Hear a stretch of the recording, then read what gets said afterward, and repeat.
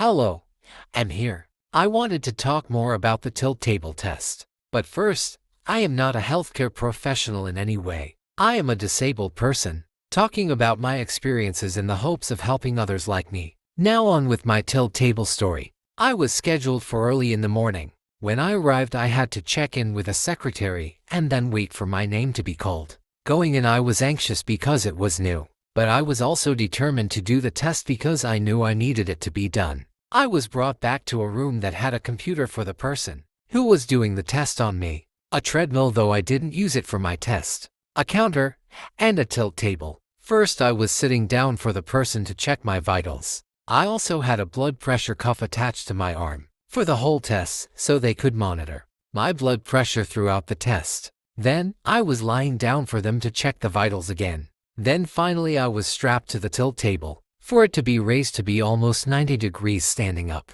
for the rest of the test. So basically almost standing straight up but not fully. The straps are only there to keep someone from falling. They're not super tight either, more like form-fitting so you're held securely to the bed. Though as soon as I was brought up into the standing position from the lying position, which is done in stages, was when all my symptoms hit me all at once. I don't fully remember the rest of the test. I was told by the person testing me that I was in and out of consciousness during that period. I barely made it 11 minutes before I told the person I couldn't handle it anymore because I felt like I was going to vomit. Though I was given the option to continue the test with a vomit pan, but I have emetophobia so I declined. Though thankfully the test was still able to capture everything the doctor needed to prove it was POTS, postural orthostatic tachycardia syndrome.